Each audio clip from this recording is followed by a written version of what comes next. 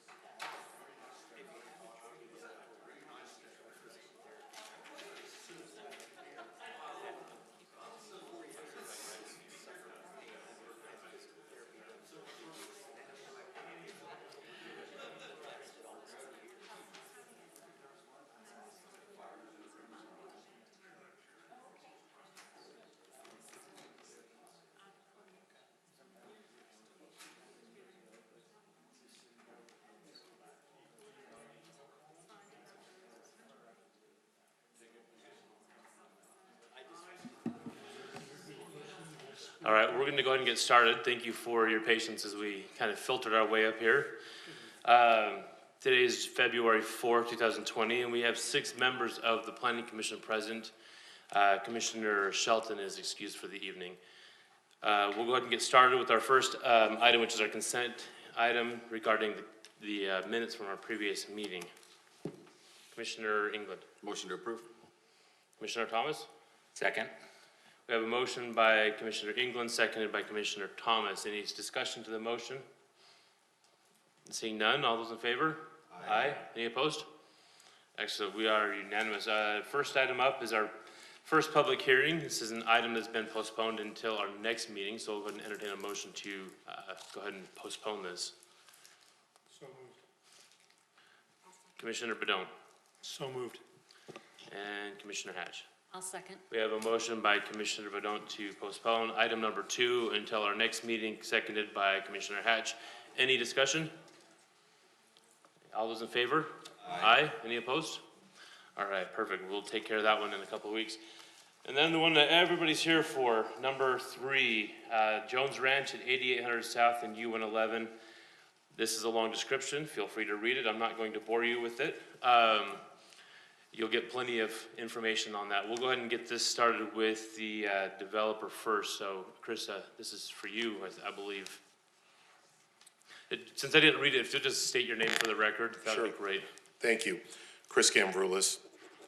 I'm president of Ivory Development. Thank you, Planning Commission and staff. This has been about a year in the planning stages. So what you're seeing tonight has taken us almost a year to get to this point.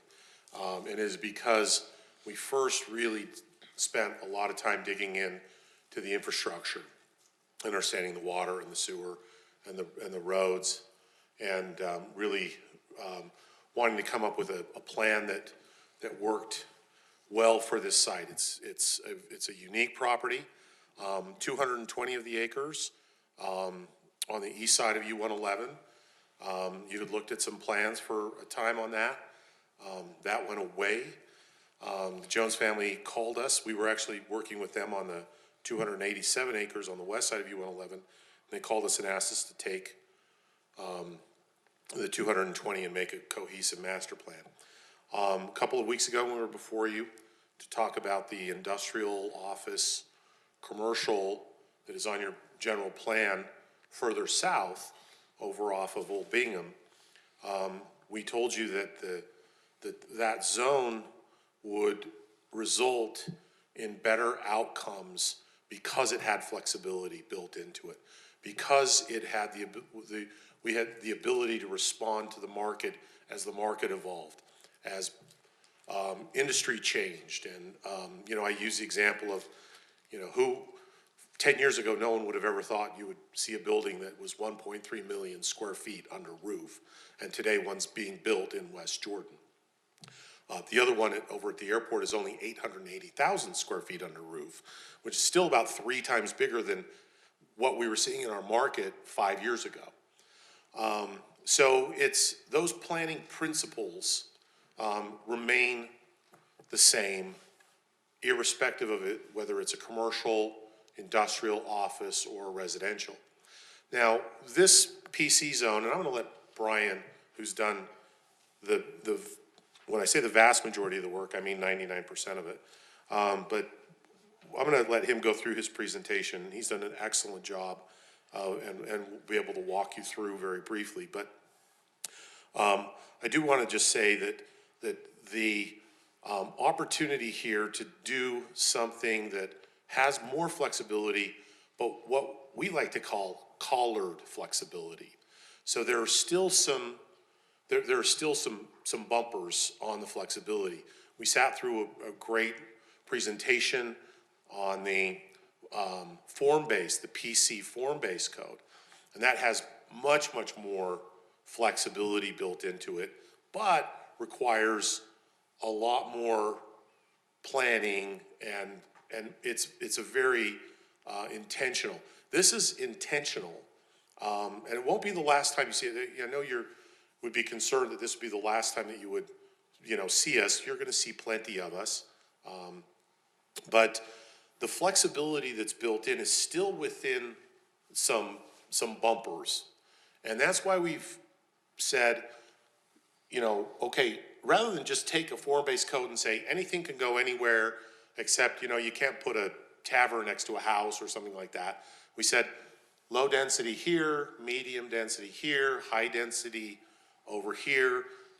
You really need to rename high density because high density really is high density. You have a very high density for your multifamily attached. So there's some collars around that flexibility so that you know that the outcome in a certain village is intentional, so that we really will have some low density residential there. And as Larry mentioned in the pre-meeting, there's the ability to move some density around on the property, but only within certain parameters, so that you don't end up with all of the units in an 80-story high-rise. You still have to follow the general land use map. And if you look at your general plan, you'll see that we've taken some liberties with this, but we think it actually makes more sense because we've really dialed in where the roads are going to go and so forth. The other real benefit to the PC zone is that you get to get more. So the amount of open space on this project that we're proposing is 119 acres of open space, and it's active and it's passive and it's trails. And passive open space has a great value. If you've ever been to Dimple Dell in Sandy, you know that is a value. And no, every piece of open space doesn't need to be Kentucky bluegrass. We're going to have a lot of that, and we'll have a lot of amenities here, and that's all built into the PC zone, and you have the ability to enforce those. But we really think that the trail system is really the value proposition here, and you really don't get that in the pure Euclidean. I mean, if we just came in once a year with 30 acres and asked for R18 in one place and R110 somewhere else and high density where your general plan, you're not going to get the planning outcomes. So with that introduction, I'll ask Brian Prince to come. Brian's the Vice President of Ivory Development, and he's going to walk you through, and then we may do a little bit of tag teaming like we did on the industrial. So, Brian. Evening, Commissioners. Brian Prince with Ivory Development. Appreciate the time tonight. Like Chris mentioned, we've spent about a year working behind the scenes with staff. I want to thank them publicly for all the hard work. We engaged your city consultants, Hanson Allen Luce, JUB, and Horrocks in doing a deep dive to understand what had been programmed and anticipated in the general plan and what would be required from an infrastructure standpoint to accommodate this proposal. And that has been an enormous amount of work, and I want to thank staff for all the work that's gone into that. We've had weekly meetings for almost a year now. So that general plan has been prepared for on this 592 acres for just under 2,000 units. So your general plan contemplates 1,998 units on this 592 acres. That's 3.37 units an acre. Our proposal tonight is a blended 5 units an acre with some very low density and high density. And I think that's important to take into account to understand the broader picture of what we're proposing. I'll see if I can make this work. So this, oops, a little fickle, let's see. So this is a vicinity map that gives you a general sense of where the property is located. There along, on the south end is 90th South, on the north end is 8600 South, and then right through the middle runs Backus Highway or U-111. And it does take into account a piece of the Staker Parson pit. That's a question that's been brought up. And so here is an overview of our proposed land use plan for the Jones Ranch Master Plan. And this is proposing 6 land uses, 4 residential land uses, some commercial and open space. So to talk you through that, when this went to DRC a few months ago, one of the big items of feedback we got from the DRC was I would come back with a more balanced approach as it relates to having low-density product on both the east and west side. We had a lot of low density up on the far west bench and not as much over here. So we shifted a lot of it down here along 86th and 64th. And we feel like we've got a little more balanced approach of having the higher and lower density uses on both sides of U-111. And so the yellow here in the corner, that darker yellow, is the very low density. That will range from anywhere from a 1/3 acre to acre plus lots. The lighter yellow, the low density, will be anywhere from 1/2 acre to 1/3 acre. The blue that wraps around throughout, that kind of insulates around the high density, is envisioned to be 7,000 to 10,000 square foot lots. A great example of that, if you've had the opportunity to drive through our Hyde Point subdivision, that blue area, the medium density, is very similar to what we've built in Hyde Point next door. And then in the middle here, this light lavender purple is that high density that will range from 5 to 10 units an acre. And that would be smaller cottage lots and townhomes. And then we envision a 12 acres of commercial on the corner of 90th and U-111. And then running through the middle, this is what we really see as the primary opportunity with this master plan, is taking advantage of Barney's Creek and programming it in a way to where we have a cohesive open space corridor throughout the master plan. And I'll get to that in a minute. Looking at the proposed land uses by acre, the very low to medium is 52% of our proposal, with per the open space requirement in the PC zone, 20% will be open space, then high density 26, and then 2% will be commercial. So 72% of this overall plan will be very low to medium residential development with open space. And some of the questions that came up with staff and the DRC was, what does that really mean? What do we really envision in the very low, medium, and high? So I wanted to take a few minutes to just go through some examples, because we're not just the developer, the ultimate builder of this community, and give you some visual examples of what we plan to build in these different areas. Land use in the very low would be, again, big lot product, estate homes, with a rural, we would envision more of a rural feel, with a variety of different types of architecture.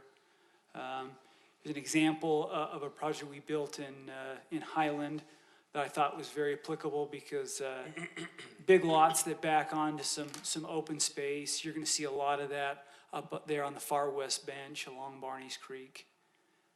Low density, again, that will be anywhere from a half to third acre lot. Some visuals of the type of density that we envision here. So really a move-up product for the West Jordan market, and a variety of different types of architectural styles.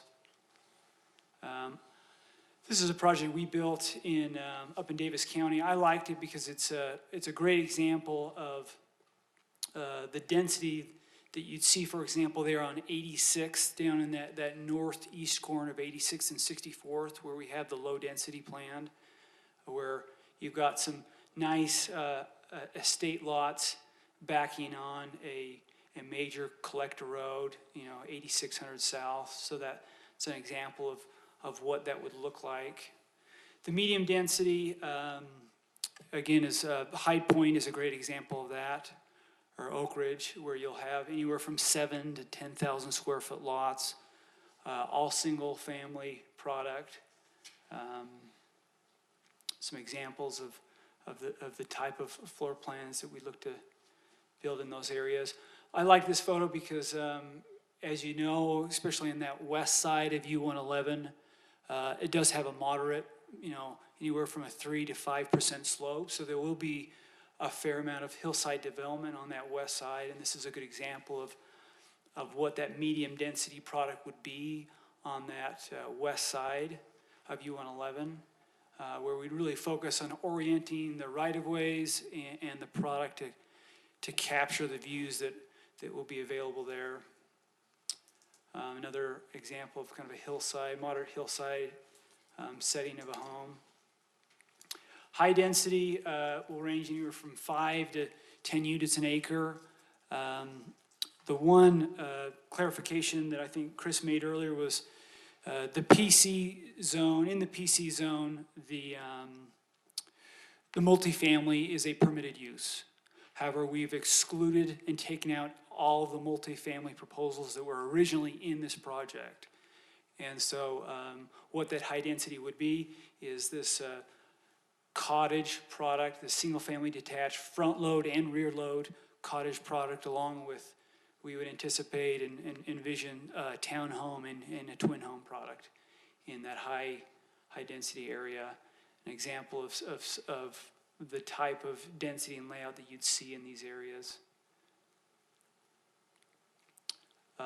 This is a really successful twin home product we've built in other communities. It's an age-targeted twin home product that's been very popular. Here's some other shots of what we'd envision as far as cottage product in those high-density areas. And then on the corner there of 90th and U111, we have carved out 12 acres for commercial use, and would hope for eventually, an opportunity like a grocery anchored center with some single tenant retail out on the corners. Jumping to the kind of the big ticket item in this PC zone, which is the 20% open space. We're really excited about what the geography of this site would provide as far as an amenity in the Jones Ranch Master Plan. And all of you are familiar with the Barney's Creek area, Barney Creek that runs through the middle. Why that's so important and so unique, this is a little washed out, but it shows, so here again is this general land use plan. Peeling that all away, it kind of shows where that 118 acres of open space would be. And that Barney's Creek really represents a very unique opportunity. In many of the successful master plans that have been built along the Wasatch Front, there's typically one core amenity in some location within that master plan. And those that live close to it have great access to it, and it's this great thing. And those that aren't have less, access. It's a little harder to get the value out of the major amenity in that master plan. Why this is unique is this is it's a spine of open space that will run throughout the middle and will provide incredible pedestrian connectivity to this natural, natural open space, even like a nature park, like Chris mentioned, as Dimple Dale is a great example. Hey, Brian, just Yeah. really quickly, since we're talking trails, how are you connecting east to west across Bacchus? We would envision a grade-separated trail that would go below that right-of-way. A great Like on example. 1300 East? Okay. Yeah. A good example of it in your city is on 90th and about 7th along the Jordan River. There's a tunnel that goes under 90th. We think that would be, so here, and then as well as under Stokesley, we think would be critical elements for that trail network to provide and incentivize that walking and running and active space. And Thank so you. in that view corridor, we envision several types of trails. There'll be the traditional hardscape as well as a few different softscape, like a decomposed granite and then even some small dirt trails for road biking and trail running. The length of this Barney's Creek open space is almost 2 miles long. That is a significant area of open space. At the most narrow, it's about 250 feet wide. At its widest, it's over 1,200 feet. So this is very different. If you go to the east into your existing subdivisions where the Barney's Creek goes in, it's been subdivided down to be 20 to 50 feet wide or 10 feet. And so this will be a nature park, natural space that people can go and get out and be very active. So the two different types, there's this the city programmed detention pond that will be owned and maintained by the city as really a regional facility. And then along the passive corridor, we envision 3 programmed fully landscaped program parks with playgrounds, pavilions, etc. And as you're probably familiar with the PC zone, there's a base open space and amenity requirement. And then in addition to that, depending on the number of units, we will be required to install the ordinance reads, additional amenities. With our proposal, in addition to what you see here, we will have to install 10 additional amenities throughout the community. How much of we'll go back really quickly. Yeah. Especially on that west side, I was noticing there's some sloping issues. How much of that is that 30% slope that's really kind of unusable? Like you can't just walk down it. That 30% slope would be within that passive open space. We do think from a trail perspective, it is very usable. There will be opportunities to pull the trails through certain areas of that open space and still make it usable in the sense of having limited amenities throughout that area. Thank you. So looking at a little more detailed vision of what we anticipate in these program parks, playgrounds, pavilions. We've talked a lot with staff about designing these stormwater basins within the Barneys Creek to not only limit the capacity that would be burdened in that regional facility and create a nice natural feature throughout the Barneys Creek. And so there's images of wayfinding signage and benches and playgrounds and program parks for soccer, et cetera, that would be in these likely HOA-owned and maintained parks. And then down on the east side would be a 13-acre park that we envision to have our core amenity, a clubhouse that would have a fitness center, pool, more of a core amenity that would have access, all residents would have access to, and that trail, all those trail networks would lead to that core amenity there on the east side. So in addition to those program spaces, this Barneys Creek, again, we think is probably the most exciting element of this proposal. Why? Because of all the outdoor recreation opportunities that it will provide year-round. In the summer, the great opportunities for hiking, trail running, mountain biking, as well as road biking on the hard surface trails. And again, in some areas it's 5 to 6% slope, so there'll be opportunities for some pretty exciting activities. In the winter, activities like snowshoeing, cross-country skiing. A lot of people don't know this. At the top of that Barneys Creek, the elevation is, I think, 5,370. That's a very high elevation. That is higher than the mouth of Big Cottonwood Canyon. If you haven't had the opportunity, I'd be happy to take any of staff, any of you up there to get a view of the top of that creek. It's really incredible. These are some shots from Dimple Dell because we thought it's a great analog to what we envision here is different types of trail cross sections and this natural open space nature park that will be such a complement to the program parks that are along the way. Skipping forward, I want to give you a brief overview of the infrastructure and utility analysis that we've done to ensure that what we're proposing as far as land use and development is feasible. Let's see if I can.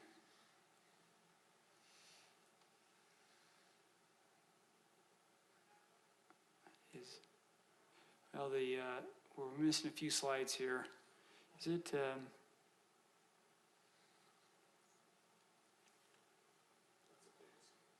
Yeah. So the quick summary, and I can make sure that Larry gets this to you. But we worked hard with JUB, who's done all the sewer analysis.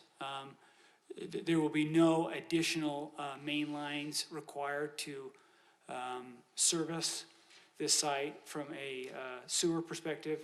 Cold and air water has been a big part of the analysis with Hansen Allen Luce. There are approximately, based on Hansen Allen Luce's analysis, approximately 100 units that could be developed and platted on the east side, closer to down here, close to 6,400. And beyond those 100 units, there will be a requirement for a tank to increase the capacity in zone 5 and 6. And with that new tank that will likely be built on the north side of this, in one of the areas that the city has identified, that tank would provide enough capacity to service all of these zone 5 and zone 6 areas, which are really in this middle area here. And then, essentially west of Stokesley is that zone 7 area. And that the infrastructure for zone 7 and tank does not exist. So that would have to be brought on prior to the commencement of construction of anything here up on the west side. And then, let's see if we've got it here. For some reason, it's not shown on there, but from a transportation standpoint, Horrocks did the analysis, and their recommendation that's in the development plan is from a traffic standpoint, there's minimal impact, and there's no recommendations for additional infrastructure beyond the city's master right-of-way cross-sections that will be built along 86th and 90th. And we have those cross-sections in here that we can probably figure out and get them up on the screen if needs be. So that's kind of a deep dive into this. Are there any questions that I can answer? All right, we'll do the public hearing after, sir, so we'll get you a chance to ask the questions. Any questions for the applicant? Commissioner Hatch? Thank you, Chair. I really would like to see the transportation, just because east to west has always been a challenge in West Jordan. And it would be nice to know what that looks like and what's there that will be impacted. I can get that up on the screen. Thank you. While he's doing that, let me just say that the timing of the phasing of this, under any circumstance, whether it's a PC or it's just Euclidean, R18s and R110s, will commence in this area here. It's where the infrastructure is now. One of the things that we've talked to staff about is making sure that 90th gets built in the first phase. And so Larry brought up the question about, this section of the road here. So the school that's under construction, the Jordan School District has finished this road here, but they haven't built that. And so we've been in conversations with them about making sure that this gets built, but then making sure that 90th gets extended all the way to U-111, and that would happen with our first phase. And that's just a general circulation improvement. The other thing is to make sure that we've got some circulation around within this area. And so, building, this is, I think this is 87th, it turns to 88th, if I recall correctly. I'm sorry, 67. I got the numbers reversed. Yeah, it's 67th. Sorry, I was thinking the south area. No, it's 67th that comes in here.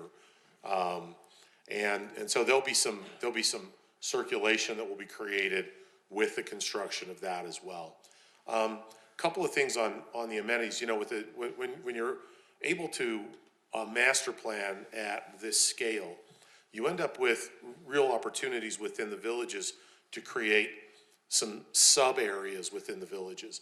And so what we've done very successfully at our Holbrook Farms project, it's about 600 acres, about 80 acres is commercial and industrial. It's on 2100 North, which is the freeway that UDOT built in Lehigh between I-15 and Redwood Road that is now bumper to bumper, right?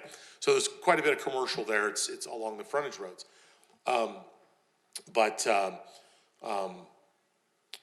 We've taken some villages and created sub-villages within them for active adult communities that have like their own smaller clubhouse and pool, but it's an age-targeted or an age-restricted product. So within these villages, there's also opportunities for us to do other private amenities that serves just a smaller area. So we've got about 300 units in our, the Holbrook Farms has just under 3,000 units. That's actually a really good analog to this, and staff's been down there and Scott's been there and seen it. And so we've pulled out 300 units. They're their own sub-association. They have their own private roads that are maintained, and there's a pool and a clubhouse that we'll be starting construction on this year. So there's also those opportunities that we see. The trail system, one thing that I'd encourage you to do if you haven't done it is take a look at the Barneys Creek Trail. We built part of it in a project that we built further east called Bloomfield Estates. And I think the trail section is 100 feet wide, if I'm not mistaken, but the drainage area is like 80 feet of that. But if you go there and look at it, at the maintenance of it, it really is just, the city goes in there and does weed whacking about once a month in the summer. This is intended to be more, not Kentucky bluegrass, but maintained like a native vegetation area. So that when there's some native vegetation, it actually looks like that because it's intentional. And that's how we see this being maintained. Were you able to get that, the traffic up, the transportation? No? Okay. Anyway, if the commission has any other questions for Brian or I? Sure, some things will come Commissioner up. Thomas. This kind of goes along with transportation again, not only the east and west, but I'm a little concerned even about the north and south along U-111. Yeah. And as either yourselves or staff approach UDOT on the size of that road, because not only with this development, but there's other developments that are going on. And some of my concern is, not only are we gonna have the problems east and west, but eventually we could have problems north and south. Yeah. We convened a meeting at the Wasatch Front Regional Council. Scott and Larry were there. I think it had, UDOT, obviously Wasatch Front Regional Council, UDOT, UTA, Salt Lake County, and the city, and us, to talk about not just the transportation, but also transit opportunities. And we really pressed them hard about the cross-section of U-111. How much are they really gonna want? And they've told us they want about 200 feet left. So we've accommodated for that. And that is what is in UDOT's plan. It's a state road. And so we have accommodated for that width. And then the east-west, as you mentioned, we've also accommodated for the collector roads on 90th and 86th. And so I think we've answered those. We do really want UDOT and UTA to engage in thinking about some bus service into this area. We think that that's gonna be a very important thing over time. Commissioner Badon. Couple of questions. This is a unique design, allowing you some flexibility in the design, and that's good, because I think we can do quality projects like that. The reality is that this will be the only bite we have at this bone, Planning Commission. Everything from now on out will go between your desire to meet whatever the market demands, send it to staff, and the staff will present it to City Council. So we're out of the program after we're done with this phase of it. So I have two major concerns. One is I'm concerned about segregation. You've got high density, medium density, low density. I'm a fan of communities where we have a sense of belonging no matter what our status is, economic or social, and I'm concerned that we don't meet that. I'm also concerned that if I read the pie chart correctly, only 2% of this development will be commercial. We're putting in a large number of houses, a large number of families. If we're having the small amount of commercial, people are gonna have to leave that community in order to get services. Those two things concern me. In terms of the segregation, I don't think it's gonna be as segregated as it seems in this. Yes, it is a little bit more, collared in terms of the flexibility, because we're saying these are areas where we think that these uses go, but we really are creating a whole community. And I can't emphasize enough, the pictures that Brian put up there, this is not a theoretical exercise for us. Those are all our homes in our communities. That's what they end up looking like. And they are mixed. Now, we are putting some, at Holbrook Farms, we have a lot of 10,000 square foot lots that overlook the Thanksgiving Point Golf Course and the Jordan River Parkway Trail. And we've got some $1 million homes there. Literally across the street are some townhomes. And so we are intermixing them. Right. The reason that there's the flexibility within the villages is so that we can move some things around and create those outcomes. I understand the concern that this is a lot at once, and I'm not gonna negotiate against myself, but I would much rather, I'd rather get a slow yes than a fast no. And so if it means coming back to you, and if you've got some questions, you wanna send them to staff and have us come back and answer those, before you vote, I'm happy with that. because I want you to feel like you were able to absorb it and think about it and send some questions that we could answer for you, and then we'll come back in a week or two or whenever we need to come back. So I want you to know that we're willing to do that. I also want staff to be here for another late night. So, but maybe we can come back, Commissioner, with some village designs that get a little bit more granular and show you how in a medium density, it actually has some incorporation of different densities. Would be happy to do that for you. One of the things I appreciated about the plan is the amount of porches that are included. If we're gonna create a community, we need to find a way for people to interact, and porches do a good job for that, so thank you for that.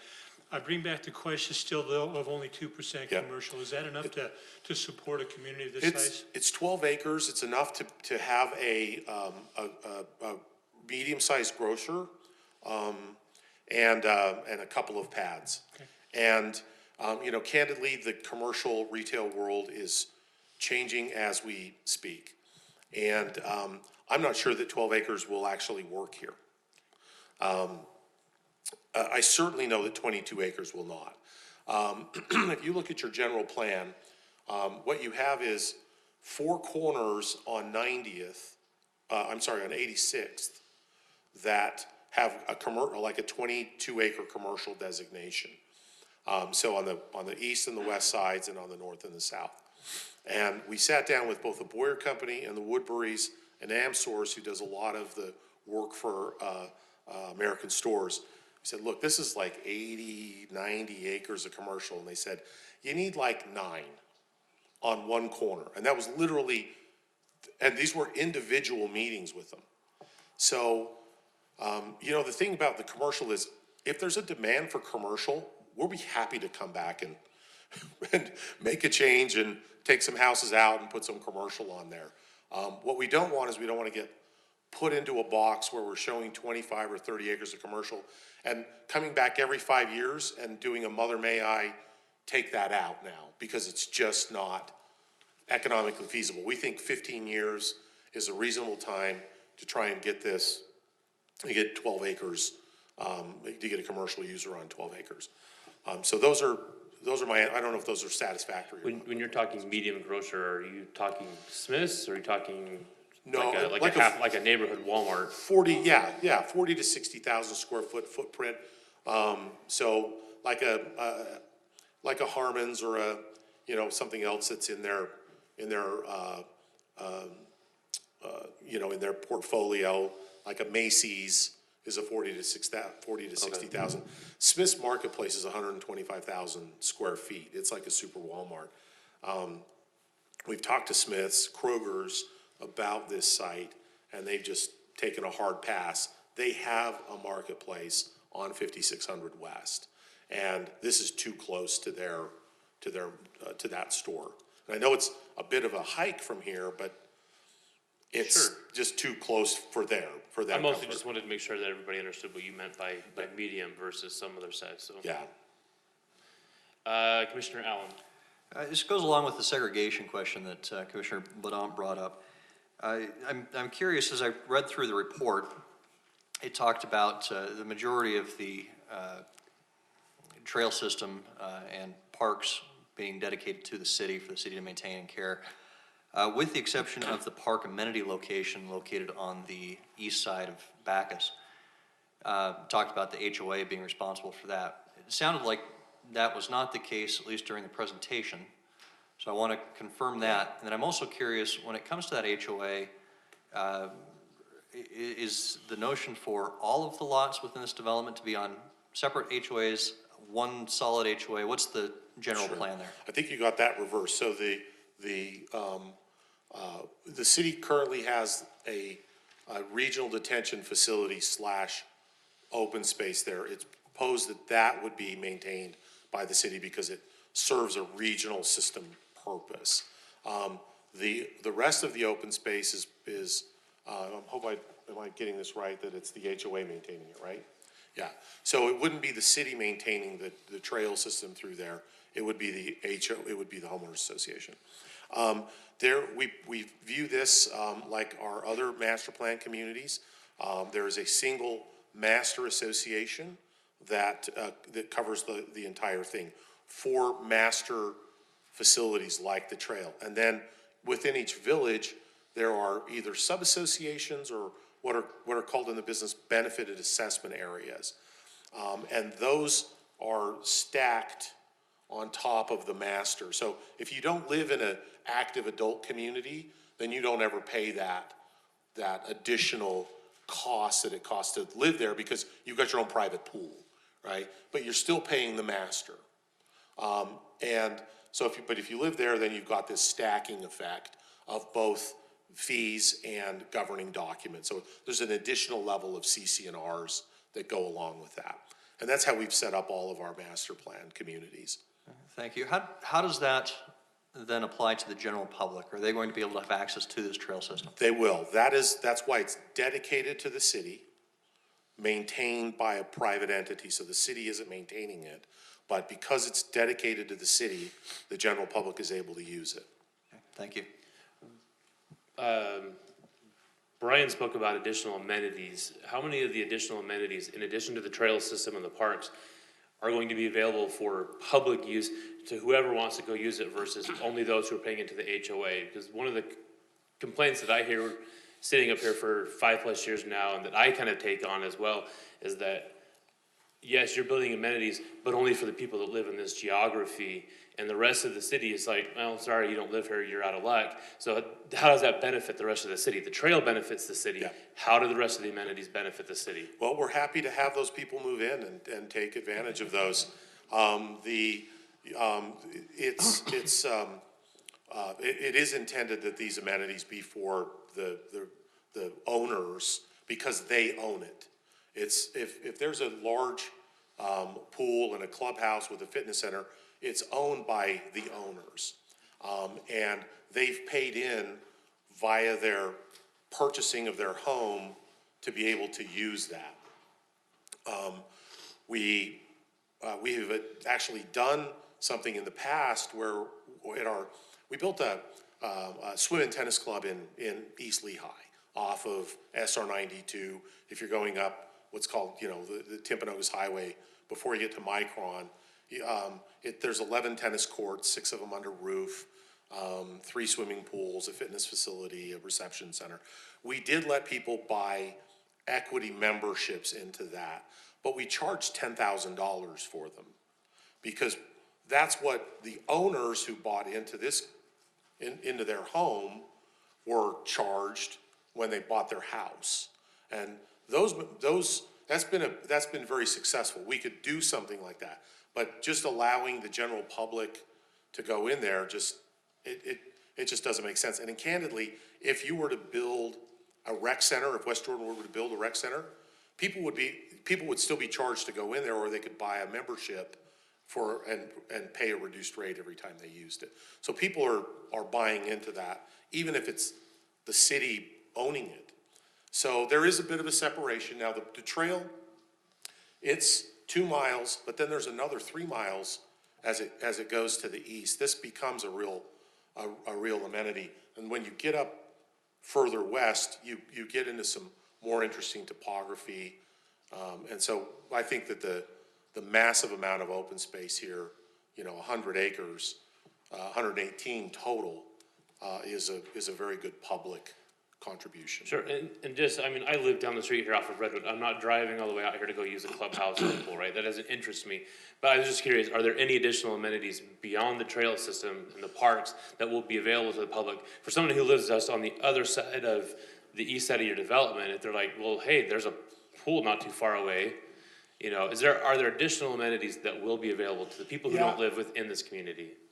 Do you want to take that? Yeah, the answer is absolutely yes. And that's one of the reasons we really liked how the PC ordinance is drafted, is it provides a lot of flexibility, has that list of options to fulfill the PC ordinance. And at the unit count we're proposing, there would be 10 of them. Several of those could be in the Barneys Creek open space area. And we're proposing 3 private parks we'd be open to receiving feedback on if the city has the ability and is interested in taking ownership of one of the programmed fully landscaped parks. Our proposal right now is to have those be, just to clarify, so obviously, this 15-acre site is anticipated for your regional detention facility. Our hope is that it can be designed in a way that is also an active park space. So you'll have a 15-acre park there. This eastern 13-acre park, we do envision as a private HOA-owned park because that's where we envision the clubhouse. But these other parks that run along the open space corridor could certainly be a publicly owned and maintained park. If there was a specific vision for a specific amenity that's called out in the PC ordinance. I get that, and I get if you build a clubhouse with a swimming pool, that really belongs to the people who live there. They're paying for it, I get that. I just was curious if you had any additional amenities that you've already planned. You're like, this is going to be public versus owner. So Yeah, within the context of the open space, the plan is to have, the term that our friends at Daybreak like to use is a string of pearls. And so there would be, along that trail, there would be places to stop off and a fitness area, maybe a tot lot. You have to appreciate, though, that when the HOA is maintaining that and the public's using it, there's a liability that comes along with that to them. So we shy away from like swing sets and, other things like that. We would do something that might be a little bit more passive where there would be some, and that's why this exhibit, this exhibit has these baked in on this page, is that there might be some places for to stop and to sit under a shade structure and with some picnic tables and those kinds of things. So that's already planned to be along that area. Okay. So I apologize. I thought you meant like having access to like the private pools and the clubhouses and those kind of things. Certainly, we're not going to rope off a picnic pavilion and say you can't come in here. I mean, we want it to look inviting, and so it'll function like that. Okay, thank you. Any additional questions for the applicant? Commissioner Allen and Commissioner Hatch. Hey, this goes back to the transportation. It sounds like we may have some more taking a look at that. I'm curious on the west side, the further west we get, do we have collectors and sufficient on the far west side in order to keep transportation clear, collect those people, bring them into the main streets?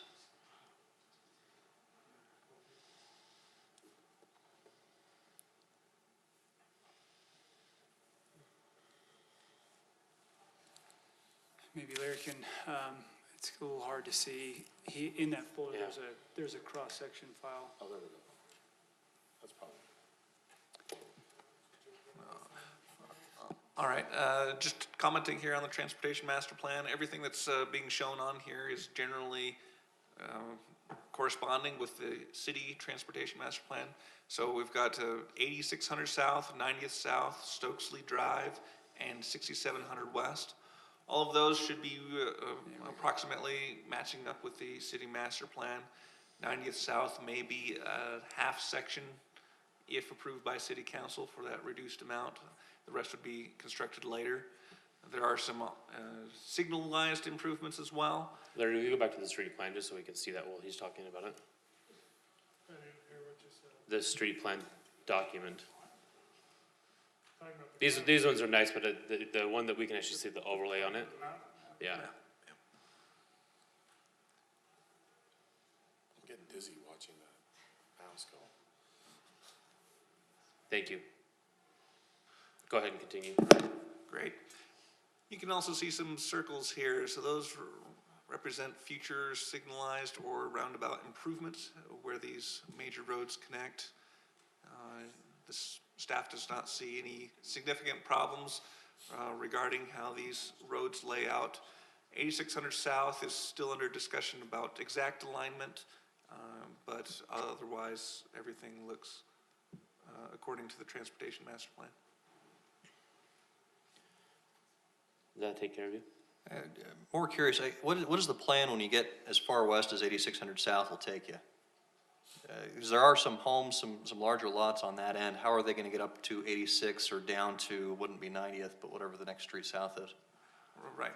The local streets and smaller streets than the collectors are not yet planned out. They will come in as an as-needed basis with each individual subdivision, and staff would take care of that and make sure that they connect appropriately. Okay, thank you. So it'd be, we'd be looking at smaller collector streets there, right in that area. We're not looking at another major northwest or north-south arterial. Correct. Okay, thank you. All right, any other questions for the applicant, or have we grilled them enough? That covers my question as well. I'm sure we'll end up having more anyway. Commissioner, I have Yeah. one more clarification. We do not show on the land use plan institutional land uses like churches and schools. However, we certainly anticipate that. We've already had some detailed conversations with Jordan School District about a elementary site on Stokesley on that west side. And so I don't want you to think that we don't anticipate those land uses here. It's very hard to plan them up front. As you've seen in your city, the district moves things around and we wait for ecclesiastical leadership to come to us to identify those sites. And that language will be defined in the development plan. Thank you. Okay, Mr. Gardner, what else you got for us?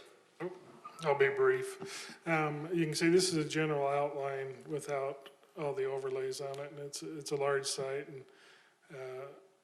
it's been used as a dry farm for decades. It's been, farmed.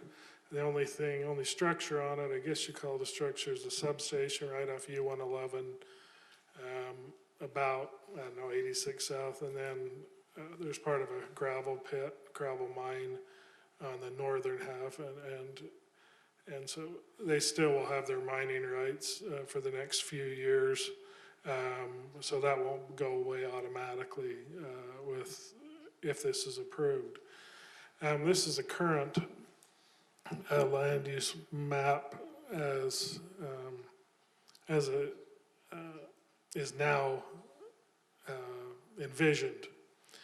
This down here is the 40-acre school site that there's an elementary school under construction right now, and a lot of medium density adjacent to the Oaks, and that development a little farther east. Low density basically in the middle of everything, and so the future land use map now has just a lot of parks and open lands that would probably send our Parks Director into some kind of fit, because it's just a massive amount of land if you look at the scale of those, that's a couple of 100 acres, and it's just, and is that the best use for this property? A lot of commercial on this site, some high density, some office, that type of use. So that's the current plan. And the one confusion is the general plan was adopted. It was worked on for 4 years, from 2008 to 2012. Development was barely, there was some development past 56 West, but not a lot. So basically the land use map in this area is 10 years old. And as we discussed last week, it's time to amend the land use map to reflect reality, what we really want in the area, what we see will work in the area, and what's best for the area. And, an applicant applying and asking for an amendment to the land use map is exactly the same as a group of people sitting around and drawing circles that really don't have any skin in the game, if you understand what I mean. you know, what the applicant is proposing is they have a concept of what they want to do with the property, and they, you know, and that's based upon, you know, their business practices, the cost of the real estate. You know, and certainly the real estate in 2010 was a lot cheaper than it is in 2020, because there's just not much of it left out there. And so, you know, you saw what they're proposing to do with the land use map, and the one I want to focus on is this area. I think it provides a good buffer to the people who have lived here for nearly 20 years now. Some low density, we're not putting any high density at all between the wash and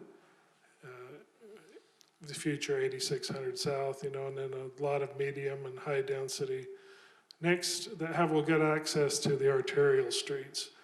And, you know, there'll be a vast network of neighborhood collectors and local streets and all types of things. But what our approach is that nobody gets stuck on a dead end, or they have several ways to get out of their neighborhood. And, you know, I think when 90th gets built, that will be a logical choice to go out of the neighborhood rather than go up through this way to 78th. I mean, first of all, the city's going to have to finish this road right here that was never done by the developer of the Oaks. And so, you know, will there be traffic going through the existing neighborhood? Yeah, I'm not going to lie to you. There will be some, but I don't think it'll be, I think it'll be very, very reasonable traffic through that neighborhood. And so also I want to talk a little bit about the master development plan. And so all of the homes in here will be governed by design guidelines that are in the master development plan.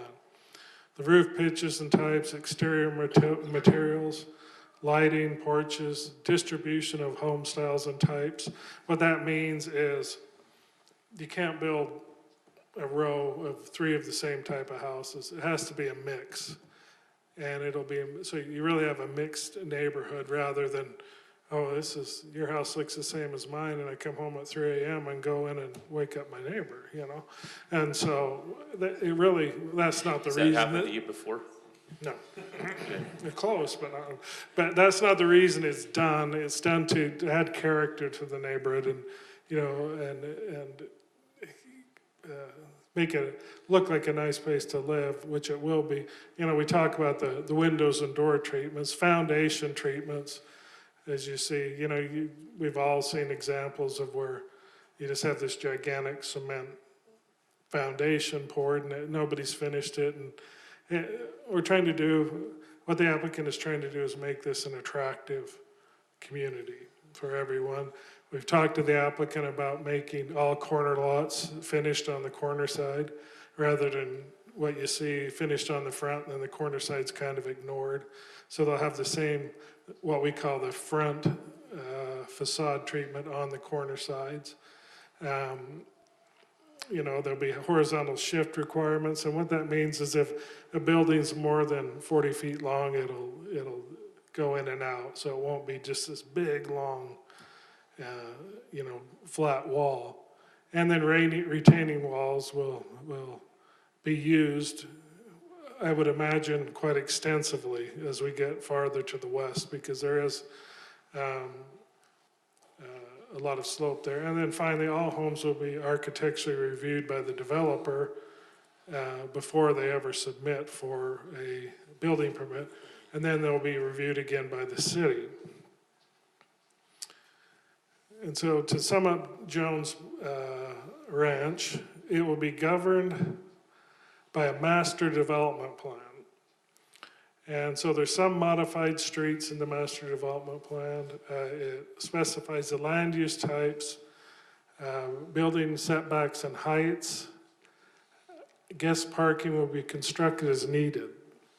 Now, they're not ignorant to the fact that if you build a lot of really small lot houses, then there is going to be the need for guest parking. They're anticipating that. There'll be open space recreation. Also, the development plan will go lockstep with the development agreement, which will talk about how's this gonna happen? Who's gonna be responsible for this? Who's gonna pay for this? That type of thing. And like Brian said, there'll be 2,960, what they call as equivalent residential units. And so one house means one equivalent residential unit. That's a term not generally used in planning. It's more planning for infrastructure needs. 592 acres in area. The required roads will be constructed by the developer. And there'll be a combination of public and private streets in this development. And we talked about the open space extensively, and it'll be phased from east to west. And the one thing I want to clarify, Commissioner Badon brought up this concern, is that the Planning Commission only gets one bite at this. Well, you get your chance to comment on the master development plan. So the master development plan covers the entire development, and a lot of aspects to the master development plan. But when the applicant comes back to you for each subdivision plat, which they have to, then they bring back a sub-area plan that is a direct product of the master development plan. And so you'll be able to see what the developer is doing with each village, as they call them, rather than say, well, it's supposed to be that way according to the master. So, and I apologize, I was telling Scott earlier that none of you were here when we did the Highlands development. And that's exactly how it was done, a master development plan, and then each area as it came back was governed by a sub-area plan. And so you'll have plenty of chances to review this if it's approved. And do you have any questions for me? And so, seeing what we've been presented, what we've been working on, staff recommends that the Planning Commission send a positive recommendation to the City Council. Thank you. Any questions for staff? Mr. Langford, you are part of staff. You have a question? Just something to add to what Larry has indicated. As we look forward to the next few steps with this application, I just want to make it clear to the commission, to the people attending today, and to the developer that your job tonight is to weigh in on a future land use map amendment, and in conjunction, of course, with the master development plan and those associated documents. But I want to just make it clear that within your authority and your purview,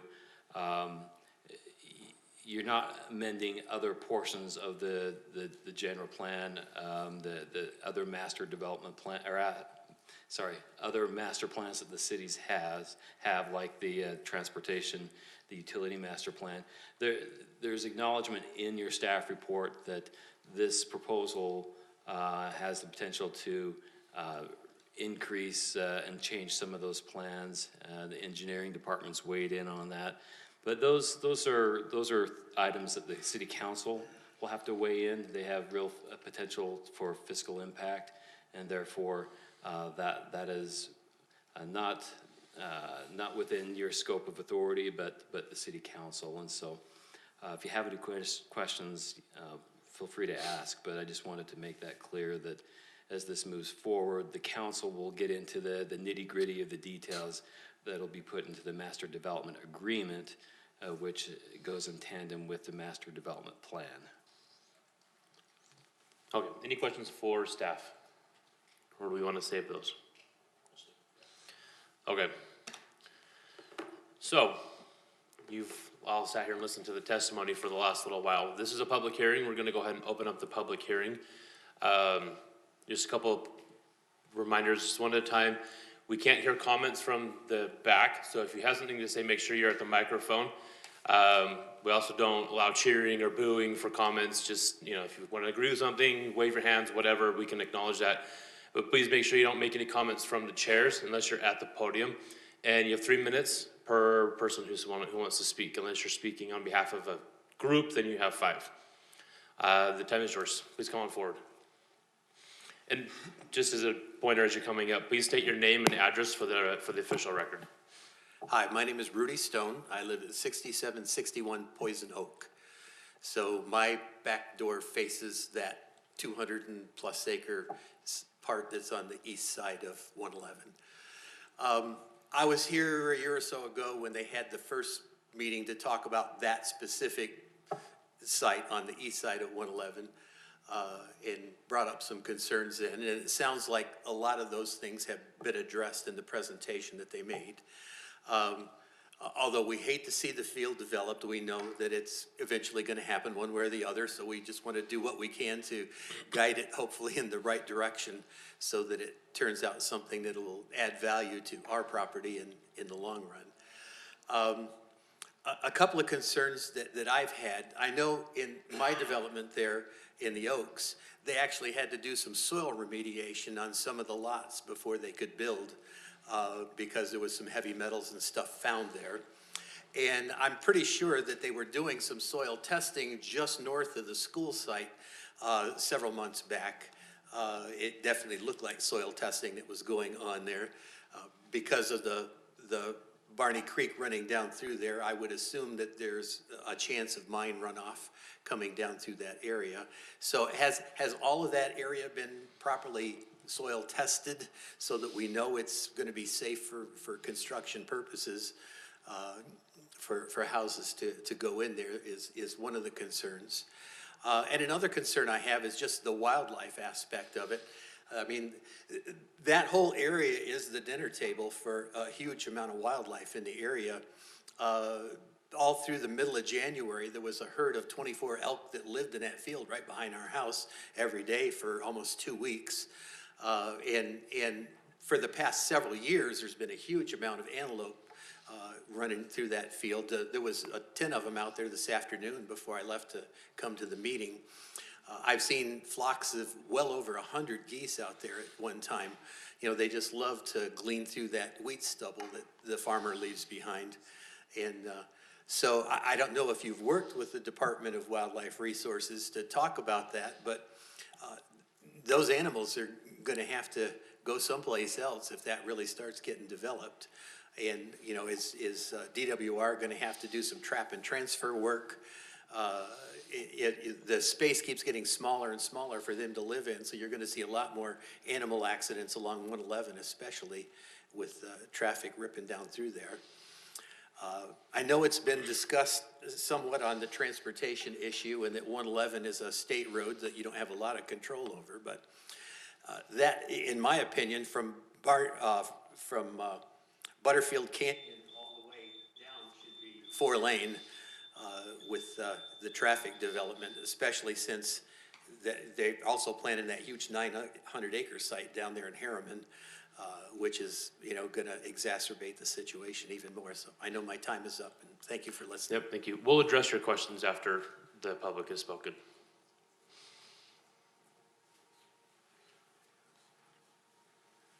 My name is Jeff Jacks. I live on 8516 Otter Creek Drive, and while it looks to be a good plan, my biggest thing is transportation.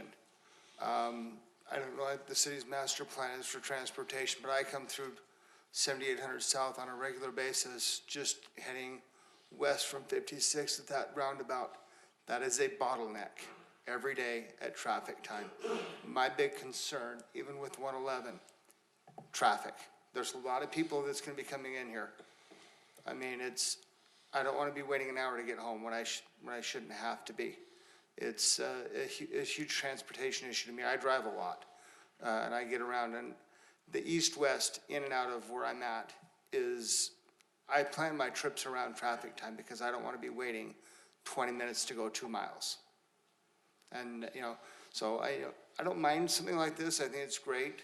I'd love to be able to walk the trails and stuff like that, but transportation needs to be fixed first before any of this really starts. Public transportation, the nearest UTI, I was working at Smith's there on 56 and 78. A coworker said he had to walk from 56 West down to nearly 48th West to catch a bus. If they're bringing this in, we need a better busing system.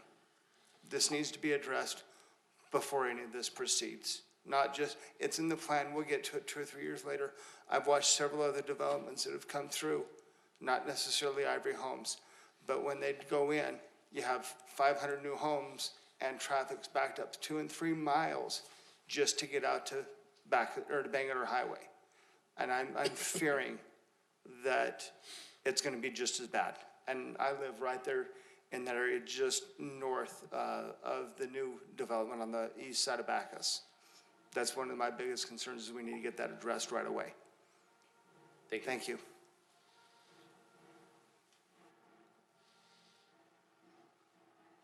Anybody else?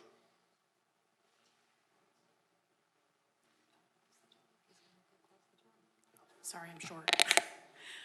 I'm Kathy Stone. I live at 6761 Poison Oak Drive. My concern is about the amenities. I understand that if you have a nice facility like a pool and some tennis courts, that you don't want to just open it up to the public. That's what the HOA pays for. They deserve that. If they're paying into that, that's theirs. But my concern is, we live between 8 or 10 miles from the nearest gym, and, well, the facility is here in West Jordan. I can get a gym membership, but I don't want to go all the way. I want to come to the West Jordan gym because I am a resident of West Jordan. I want to support that. I want a pool, and we don't have anything like that on the far west side. And it's just very difficult to get motivated to get in the car and drive 8 to 10 miles to go to the gym, to spend 30, 40 minutes and go back home. And so, yes, the trails are nice, but when the weather's inclement and there's no pool, and I like to do water aerobics, so my question is, what kinds of things are going to be available for the people who are sacrificing? I mean, not only will we be sacrificing our wildlife, but we'll be sacrificing our view as well. And I feel like we need to have something that, besides trails, to make us feel happy that we have these neighbors behind us. And I do feel like that excludes us from the neighborhood feel. So that's my concern, is amenities for the people who live in the surrounding area, because there's a lot of us. I mean, I think you can see there's a lot of us. And we've waited years to get Smith's, and we were excited when we got the holiday. So we just are looking forward to some more amenities on that side of town so that we don't have to drive so far to get the things that we want. Thank you.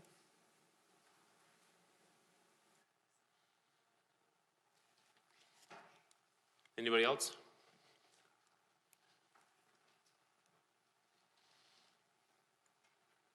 Hi, I'm Casson Gardner. I live on Poison Oak Drive as well, 6752 Poison Oak. I love our area and it's beautiful, but as I'm looking, I love that we have the low density right behind us. I also have children and would love to have the rec center as an available option. My little boy is looking at those deer every day and saying, "Mom, what are we gonna do? They're losing their home." And it is very hard for him and hard for me to reconcile. What do we do about that? We pass the dead deer every day and pray every time we get into our car that we don't hit one of them on our way to work. It is terrifying, and we do need to know what is going to be done about the deer and the antelope and all of their homes so that he can rest at night. So as a mother, I would just love to know the answer to that question. Also, if we are going to be going with this master plan, if we are not part of the HOA, as Kathy was saying, we would love to know, what do we get as a benefit other than just a park bench? Is there something for our children? Most of the parks in that area do not even have bathrooms. And so there really isn't anywhere really to play unless we go to the church as an award activity. In all of the Oaks parks, there's not even trees. And so if we could have a more in-depth opportunity to have parks that really are areas where our children can actually be, where they would want to be, where there's shade available, where there's activity, there's open space, there's trails, but what are those trails looking like? Will they be 2 lanes where you can't even get past with a stroller? Or will they actually be areas where our children would be able to ride their bikes safely? That is my biggest concern, is where are my children gonna get to play? And I just hope that we can get some answers to that. Thank you. Thank you. Anybody else?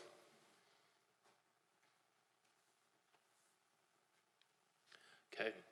We'll go ahead and close the public hearing and bring this back to the planning commission. But before we do that, Chris, do you want to come up and address some of those questions? The two that I wrote down, soil remediation and wildlife. You can't really speak to the amenities more than you have, so we won't ask you to readdress that. But the remediation and the wildlife.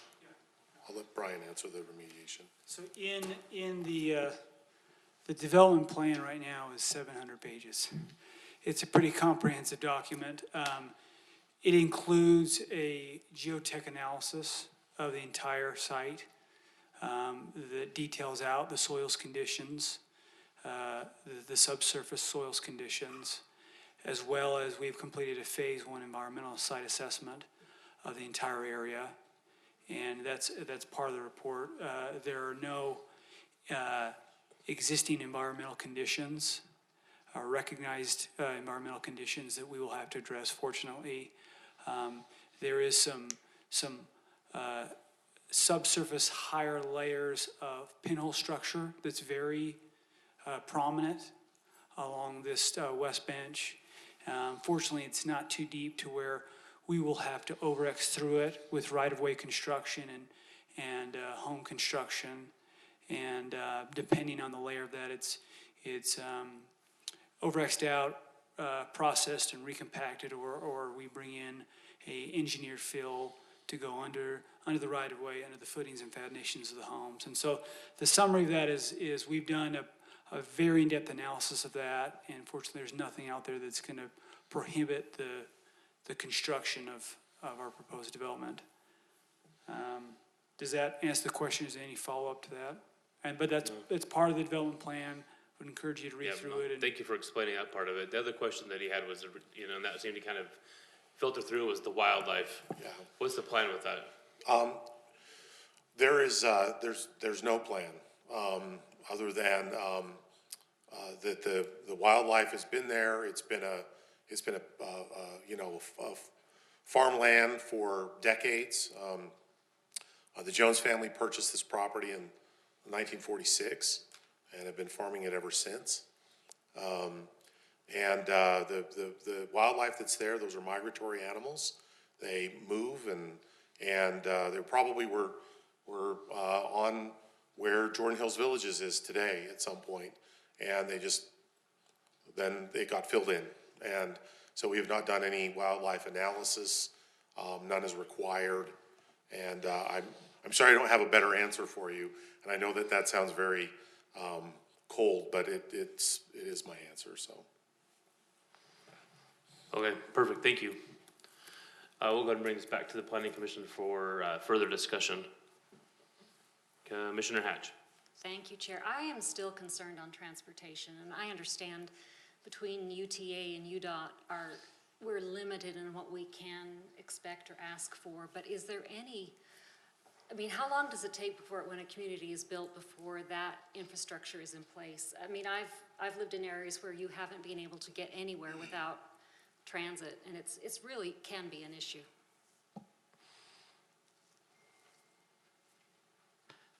I don't know if I'll be able to fully answer your question, but just to let you know that we are not turning a blind eye to both transportation and transit.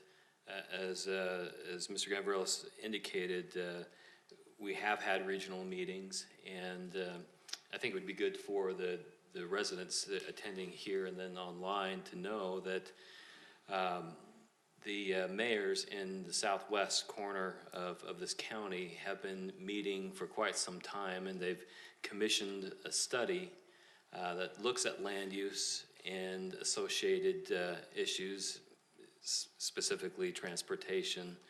And I know, having attended many of those meetings, that the east-west connectivity is always top of mind, right?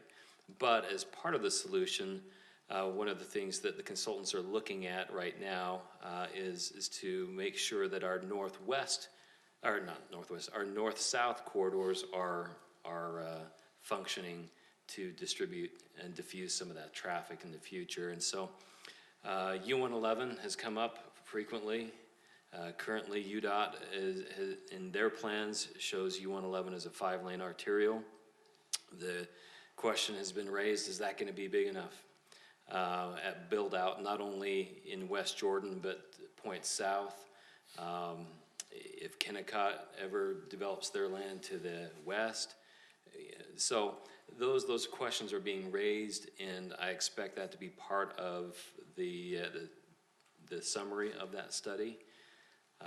In conjunction with that study, we're reaching out to UTA, and they're actually part of those technical meetings that we have frequently. Nate and I are on the technical advisory committee for that study.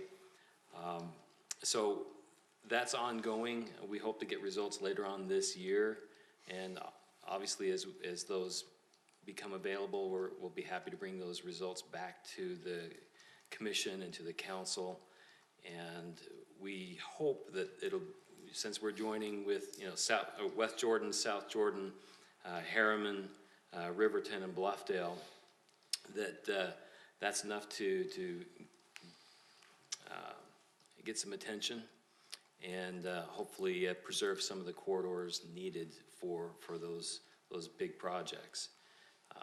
So I don't know if I'm sure that doesn't answer your question fully, but we are looking at it very closely. When does that study due?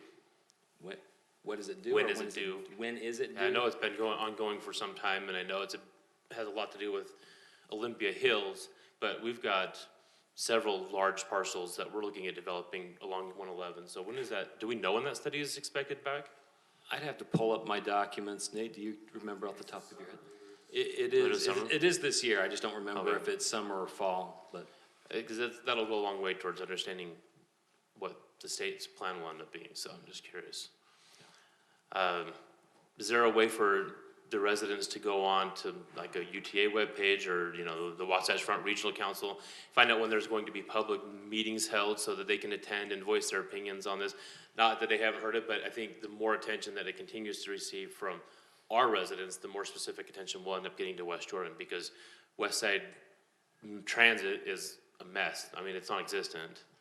They're not wrong, but there's nothing we can do here, but what can we do as residents of West Jordan? Public outreach is a very important part of this study, and we're just gathering information at this point. If you give me a few moments, I'll try to find the website and I'll put it in as part of the record. And we've got our public information officer here at the City of West Jordan, and I'll work with her to put the proper links on our city's webpage as soon as it's ready. Yeah. Yeah, that'd be great, because I think that there are a lot of people that would be willing to reach out and attend those meetings if they knew when and where. Yeah. Okay, awesome. Any more questions? Commissioner Allen. I've got several questions, but trying to group them together. If we stay with corridors, I'm thinking utilities. Part of the report indicated there is a power corridor through here. And I was curious how that is, where is that situated in this, and how is it intended to be blended in, or what's the plan? The power corridor is a major it's a transmission line. And it's, let's see if this will work. It's right along, see this green area, it goes all the way through, it goes north and south. It kind of cuts off up here, but how's it going to be? Yeah, and then along 8600 also. So, how's it, they'll work it in the best they can, but there's really nothing you can compel major utility to do. It's just is what it is. And so. No, I gather that part of it, but it looks like it will impact part of the high density portion. Okay. Along with that, part of the report also talked a lot about the water tank, timing, storage, location, kind of some of those needs in this area. Is it possible, and is this something that the city needs to get ahead of? Are we going to locate potentially a water tank in this area?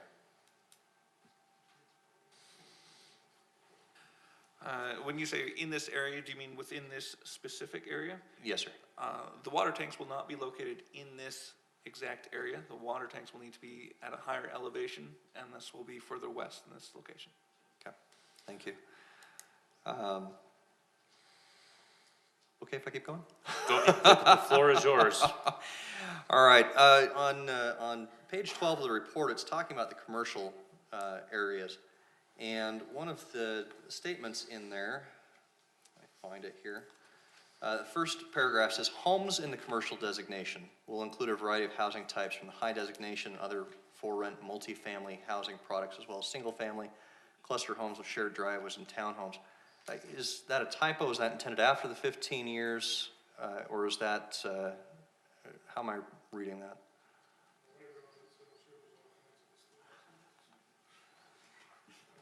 It was 666 pages. I think you guys did a fantastic job. The development report.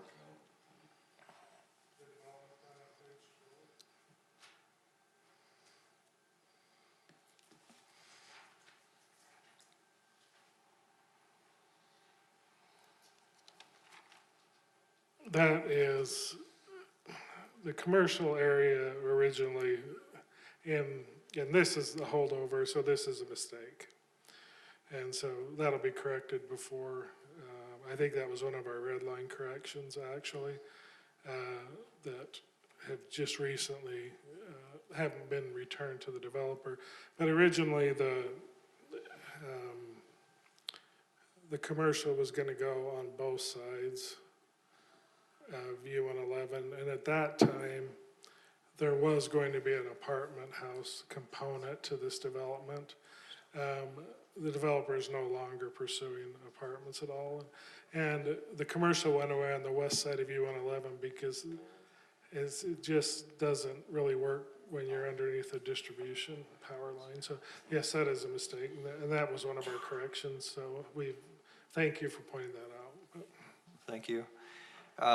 Sticking with the construction of buildings, there's a discussion of flexibility again on page 15 of that same report that talks about number 4 under general land use notes. The village boundaries can be adjusted by to increase not more than 15%, or that some of the very low, and medium villages can be decreased by no more than 10%. I imagine a lot of the ecclesiastical and educational types uses that we've talked about are going to impact some of that growth and shrinkage. I want to be clear that growth and shrinkage is not something that automatically favors high density, that it's something that's reasonably worked into the overall plan. Yes, and that'll be something you'll see at a sub-area plan level. And so, you know, where they cite the church buildings and that type of thing, you know, I don't even know if that's been thought of at this point. And so I doubt that it'll be exclusively in the low density portion. I just don't, looking at this, I could envision something more towards the 90th South edge and that type of thing. But that's really a little bit out there at this point. So, and I like to think that we can trust, for the most part, developers that come in, but we generally have to look at worst case scenario and what could possibly happen. I don't want this read as a developer gets this permission, automatically comes in, decreases all of the very low and medium areas by 10%, and then increases all the high density by 15 to increase the, I know there's not a not to exceed on the number of units, but generally within that. And then the last item I have, a question more, I'm still not clear on the HOA open space. I understand the concept that the amenity is not an issue. But when it comes to this passive open space that runs down the drainage, that is an HOA maintained but will be dedicated to the city trail system? yes, and we have a few of those that are occurring right now in the city with the View apartment complex in Gladstone.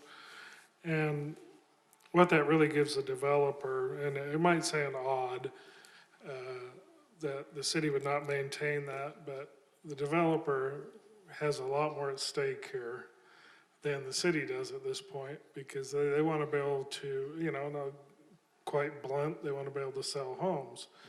And I can tell you one thing, a wash is not going to be high on the city's list of things to maintain. And I think Mr. Gambrilla stated that the city will go in and mow them or weed whack them once a month. That isn't the case. If it's once a year, I think that's pretty good.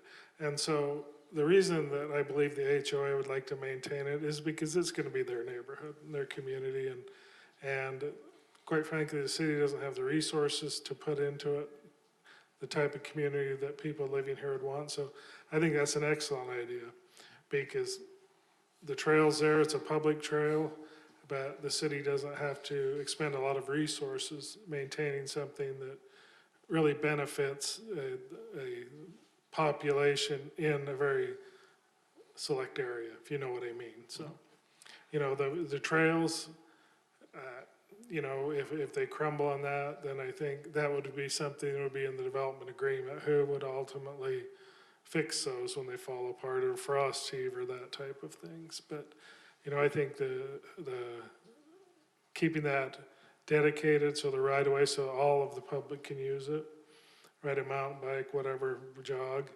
and then having the HOA maintain it is, I think, a good plan. So.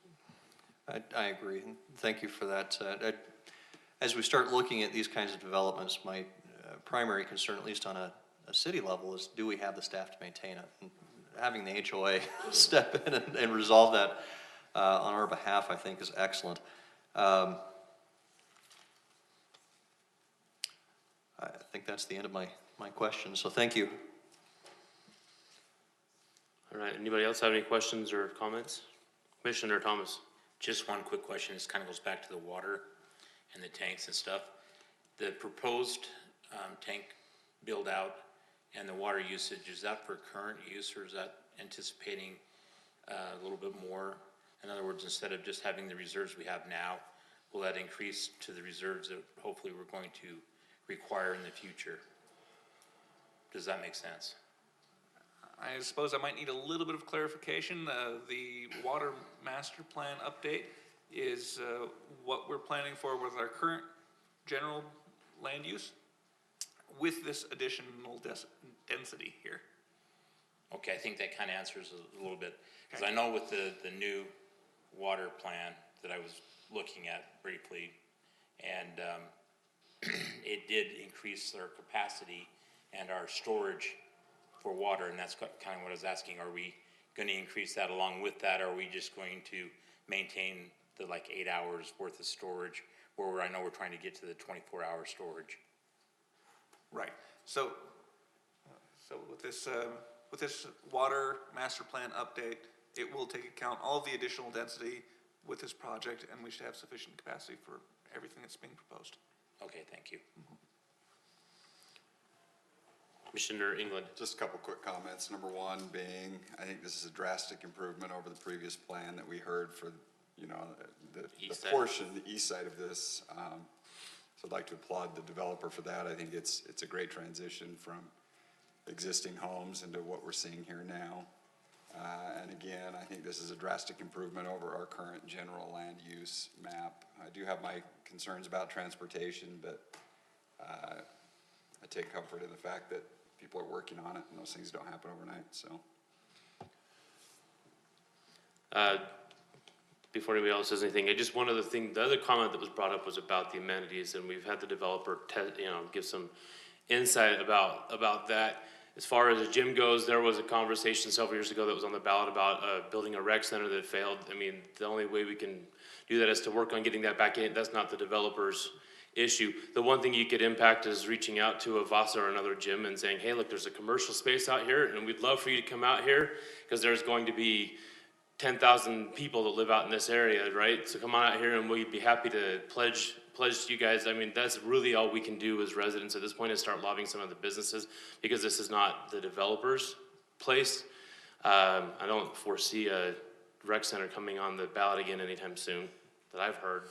Am I missing something there, Scott? I haven't heard anything either. However, could I just add, if the residents are interested in park improvements, coming up on the February 12th City Council agenda, there is a work session to talk about improvements and design enhancements to Ronwood Park, and I believe Maple Hills Park. So that's on the February 12th City Council agenda. And that does not, as far as I'm aware of, include any plans for a rec center. That would... I've not heard anything about that. But if I could also, just for the record and for the residents here, if you are interested in getting more information about the Southwest Vision, that the 5 cities in the southwest area of the county and the county are working towards, the website is swcountyvision.com. So SW is in Southwest County Vision.com. Thank you. Any other comments or questions or a motion? Commissioner Hatch. I'll make a motion, but I will disclose before I make the motion that I am an employee of Ivory Employee Leasing, and I work for the Ivory Foundation. Am I still okay to make a motion? Yes. Thank you. You've got 2 motions, just to make I've sure. got 2, okay. Based on the information and findings set forth in the staff report and upon the evidence and explanations received today, I move that the Planning Commission forward a positive recommendation to the City Council to amend the general land use map and rezone 592 acres as described in the staff report. Commissioner England. Second. We have a motion by Commissioner Hatch, seconded by Commissioner England. Any discussion to this first motion? I'm still generally just, I've got a concern about the size of the project and the impact to the transportation and the other infrastructure as we've talked about today. I would really like to see those plans and how those plans are set up before we proceed.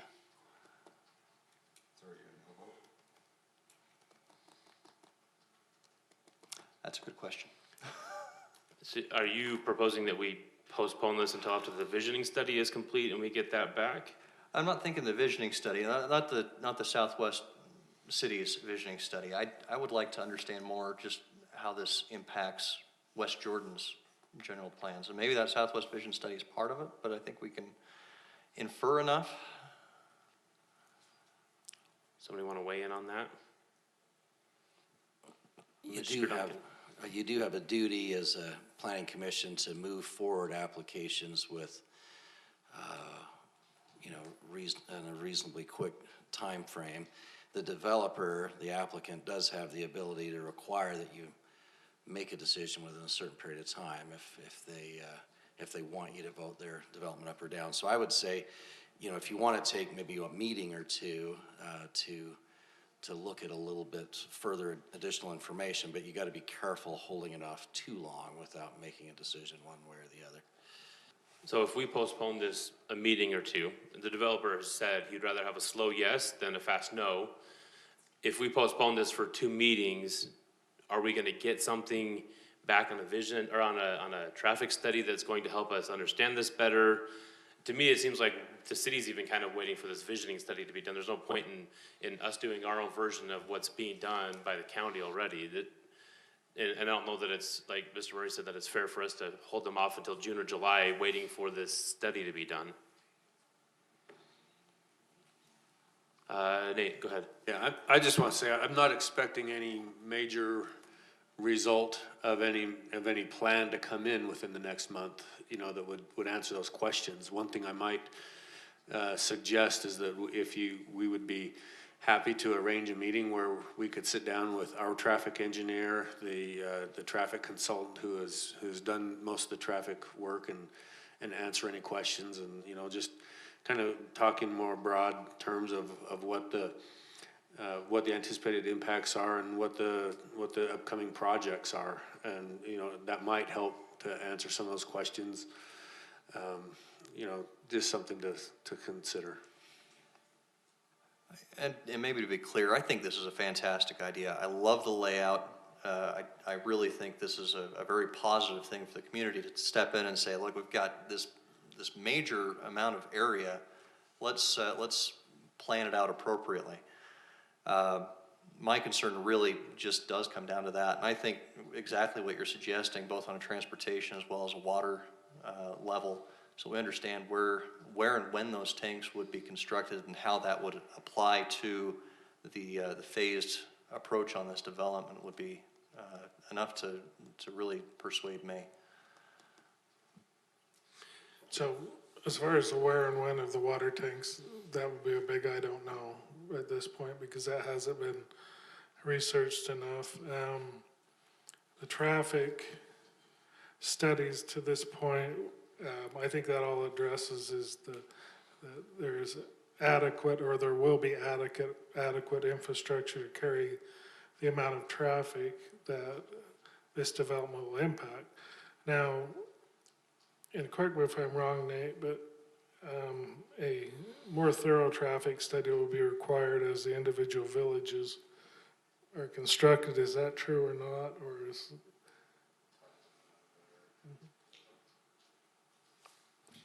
I'm not aware that a traffic impact study would be required.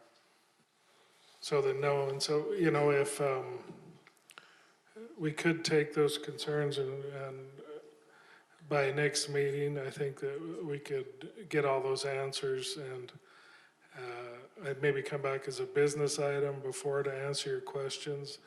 If the planning commission wants to delay this for 2 weeks, I know we could get all the answers by then. A lot of them will be real general in nature, but I think that, we owe that to you. That's fine. And those are some very useful things that I believe that the planning commission should know. So we would have no problem doing that, as part of our meeting, so it's on the agenda so that we can understand what the impacts are more thoroughly. I would also mention that you have a motion on the table. And Correct, so, I was just waiting for you, and then I was Yeah, gonna address I'm that, done. so.